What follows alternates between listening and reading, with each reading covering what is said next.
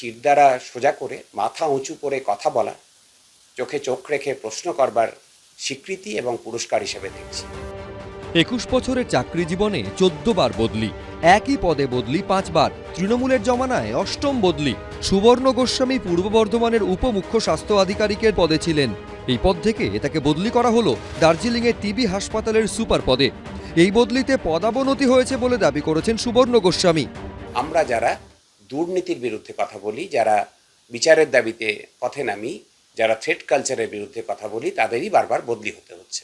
আমাকে বদলি করা হলো দার্জিলিংয়ের এমন একটি হাসপাতালে, একটা 50 বেডের টিবি স্যানাটোরিয়াম, যেখানে রোগী প্রায় থাকে না বললেই চলে, এবং সেই পোস্টটি হচ্ছে আমার থেকে লোয়ার র্যাঙ্কের একটি পোস্ট। আরজিকর আন্দোলনের সময় বারবার রাজ্য সরকার, স্বাস্থ্য প্রশাসন এবং পুলিশের বিরুদ্ধে সরব হয়েছেন সুবর্ণ গোস্বামী। মিছিল, মিটিং, আন্দোলনে একেবারে সামনের সারিতে থেকেছেন। নিহত তরুণী চিকিৎসকের মা বাবার পাশে দাঁড়িয়ে বিস্ফোরক অভিযোগও করেছেন। বলছেন তার মা যে হচ্ছে যে পুলিশের একজন পদাধিকারী, তিনি এসে ওনাদেরকে নাকি টাকা পয়সা অফার করেছিলেন, যেটা শুনে আমরা তাজ্জব বনে গেলাম যে সত্যি যদি ধামাচাপা দেবার না থাকে তাহলে হচ্ছে যে টাকা পয়সা অফার পুলিশ হবে, সেটা ওনার মিতার মা বলেছেন আমাদের।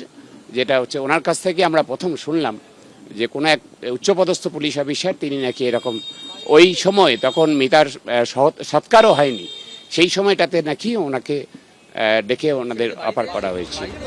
এহেন প্রতিবাদী চিকিৎসককে বর্ধমান থেকে দার্জিলিংয়ে বদলি সরকারি সিদ্ধান্ত ঘিরে ক্ষোভে ফেটে পড়েছেন চিকিৎসকদের একাংশ। ক্ষুব্ধ নিহত চিকিৎসকের মা বাবাও। ভয় পেয়ে গেছে যদি আন্দোলন আরো তীব্র থেকে তীব্রতর হয়, এর জন্য আগেই আন্দোলনকে দমিয়ে দেওয়ার জন্য এই ঘটনাটা ঘটে। এতে তো আর আন্দোলন আরো যতই সমস্ত জিনিস করবে তত আরো আন্দোলন বাড়বে। এই যে ডক্টর গোস্বামীর বদলিও হলো, এটা প্রতিহিংসা ছাড়া অন্য কিছু আমাদের মনে হচ্ছে না। সরকারকে কিন্তু জবাব দিতে হবে যে কেন এই বদলি তারা করলেন, কেন এই একটি ব্যক্তিকে বেছে বেছে তারা বদলি করলেন। যত ভয় দেখাবেন তত জমায়েত বাড়বে।